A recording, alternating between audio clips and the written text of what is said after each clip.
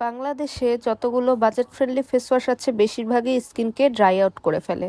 আর rice নিয়ে এই পর্যন্ত কোনো ফেস ওয়াশ আমি বানাতে দেখি নাই বাংলাদেশে। সেক্ষেত্রে গ্লুমির রাইস ফেস ওয়াশটা আমার বেশ পছন্দ হয়েছে। এটা আছে রাইস ওয়াটার নায়াসিনামাইড, যেটা স্কিনকে ইনস্ট্যান্টলি ব্রাইট লুক দেয়। মোস্ট ইম্পর্টেন্টলি এটা স্কিনকে ড্রাই আউট করে ফেলে না। যাদের অতিরিক্ত ড্রাই স্কিন তারা বাদে এটা সবাই ইউজ করতে পারবে। এন্ড এটায় কিন্তু প্যারাবেন নেই, হার্শ কেমিক্যাল নেই। একটা সাটল ফ্রেগ্রেন্স আছে যেটা আমার কাছে অতটা ইরিটেটিং মনে হয়নি, বাট যাদের অতিরিক্ত ফ্রেগ্রেন্সের প্রবলেম তারা এভয়েড করলে বেটার। আমার একনে প্রন সেন্সিটিভ স্কিনে এটা বেশ ভালোই স্যুট করেছে। এন্ড প্রায় 1 মাস ইউজ করার পর আমি এটা নিয়ে রিভিউ দিতে এসেছি।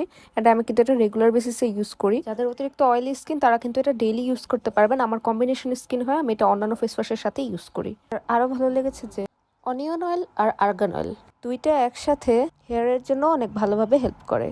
যেখানে onion oil hair fall reduce করে অ্যান্ড হেয়ার গ্রোথ হেল্প করে, একই সাথে হেয়ারকে নারিশ করে, পুষ্টি দেয় অ্যান্ড হেয়ারটা স্মুথ সফট হয়ে যায়। উইকে 2 থেকে 3 দিন শাওয়ারের আগে আমি হেয়ার অয়েলটা অ্যাপ্লাই করি আধা ঘন্টার জন্য। আর্গান অয়েল লো পোরোসিটি হেয়ারের জন্য একদম পারফেক্ট। আমার হাই পোরোসিটি হেয়ার হয়, আমার কোকোনাট অয়েল বেশি স্যুট করে। আমি রেকমেন্ড করবো যাদের লো পোরোসিটি হেয়ার তারাই হেয়ার অয়েলটা ইউজ করবে। আমলকি, জবা ফুলের তেল, আলমন্ড অয়েল, সেসামি অয়েল সহ আরো কিছু বেশ ভালো ভালো ইনগ্রেডিয়েন্ট আছে যেগুলো হেয়ারকে নারিশ করে। এটা ছিল আমার অনেস্ট রিভিউ গ্লোমি প্রোডাক্টগুলো নিয়ে। 25% পর্যন্ত ডিসকাউন্ট কিংবা buy one get one offer চলছে, সেটার জন্য ওয়েবসাইটটা চেক করবেন।